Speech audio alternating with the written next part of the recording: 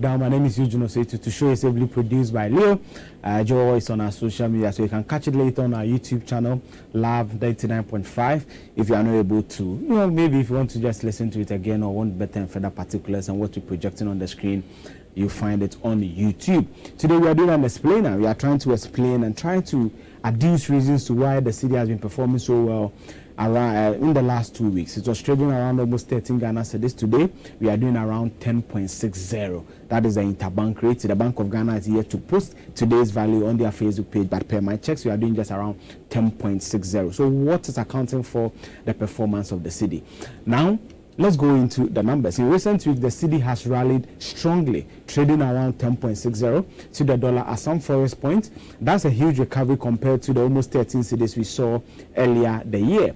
According to my Joe Online, the Bank of Ghana had to step in because the appreciation was so strong, it slowed remittances. People were delaying to send money home because they were getting fewer cedis for their dollars. Now, the explanation is that when the Cedi is performing well, for example, now it's around 10.6. If the person was building and was sending, for example, Leo, let's say $10,000, Leo received 130,000 cedis. Today, Leo received just about 100,000 and 6,000 cedis, 106,000 cedis. So they are not sending the money home because the Cedi is appreciating. So that tells you also about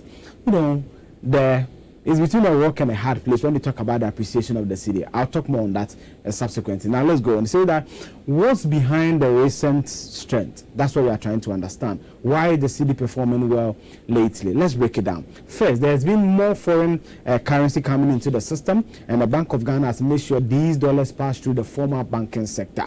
Now the Bank of Ghana, through its governor himself, Dr. Ernest Addison, has said in an interview that mining companies have been instructed to channel all their foreign inflows through commercial banks. This means more official dollar supply, and when the market sees more dollars, the Cedi naturally strengthens. We have also had tighter export values from gold, cocoa, and oil. When you read the Business and Financial Times, they explain that export inflows and receipts from the Gold for Oil program have played a significant role in boosting our foreign exchange. In short, more dollars are entering Ghana and they are entering the right way.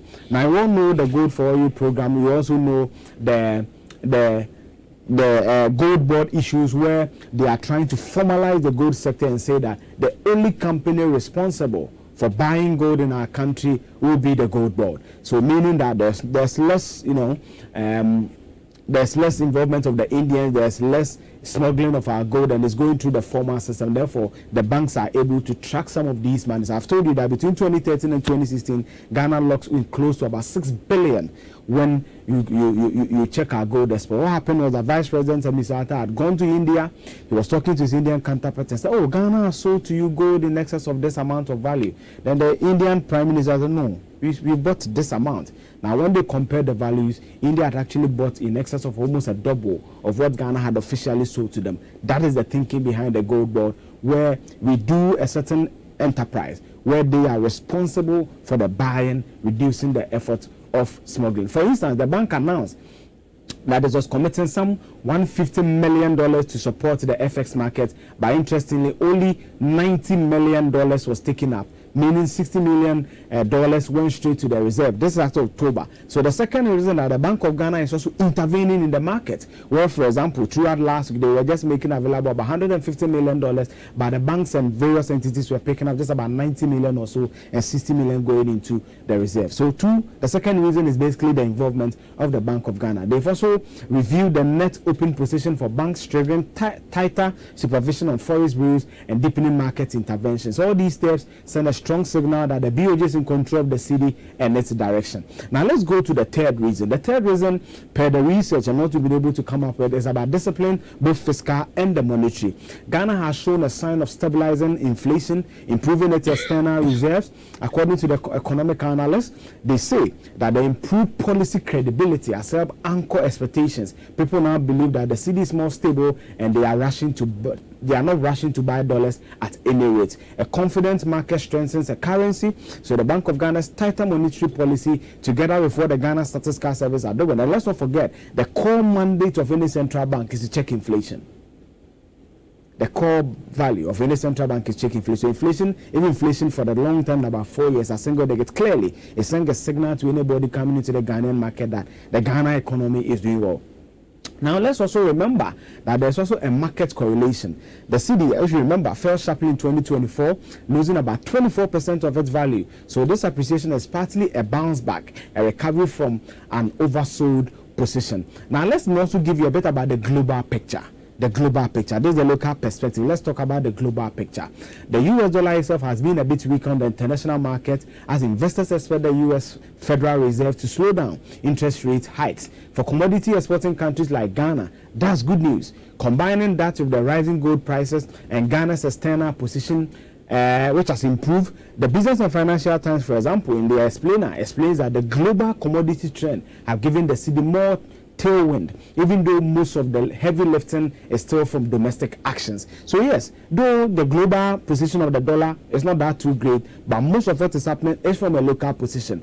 What is happening globally is about the gold getting more value for it. Right? Even that, you remember that the DG for the gold, but somebody had explained that because our gold sources cannot really be linked, or we don't have a system to check that the gold we are buying is not from, environmentally degrading effort, or it's not from illegal activities. We are not getting the true value of our gold, and they are putting in measures to ensure that by 2026 we can have this traceability when it comes to our gold. That tells any analyst that when these traceabilities are in place, if the world believes that our gold is not coming from a bad place, we get more value for our gold that we export. So a stronger Cedi is good news for importers and consumers. It reduces the cost of fuel, the cost of food, and other imported goods. It also helps to ease inflation, as you've seen. But there's a flip side. Importers earn fewer Cedis for their dollars. So for example, if Leo is supposed to be paid for something that they built, let's say $10,000, just last week Leo will be expecting 130,000 Cedis. Today he'll be expecting 106,000 Ghana Cedis. Now there's another explanation there. Those building in Ghana, for example, if someone wanted David to build for him and was sending $20,000, just a few weeks ago, David would have gotten almost 260,000 Cedis. Today, it's reduced by almost 40,000 Ghana Cedis. So that is why inflows are also being hit. So there's the explanation. While the Cedi is appreciating, the inflows are not coming in. Ghana was expecting about $6 billion in inflows. We are doing just about 50% of that. So that tells you that the bloggers are not sending lots of money. But another flip side is that this is what's happening in the last 7 to 10 days.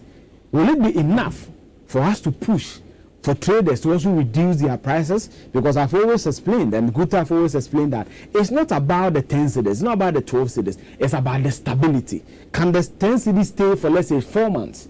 Can the 12 Cedis stay for 6 months? So they can be able to bring in their goods, project and sell at a cheaper rate, because that's been happening for 10 days.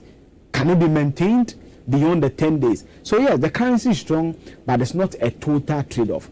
There are checks and balances when it comes to these things. Inflows are not coming, prices will certainly not come down, because you cannot tell the person that, oh, reduce your prices just because the Cedi has stabilized in the last 10 days to 2 weeks. So this is why the Cedi is appreciating. One, the gold prices are good. The mining companies have been instructed to pass through all their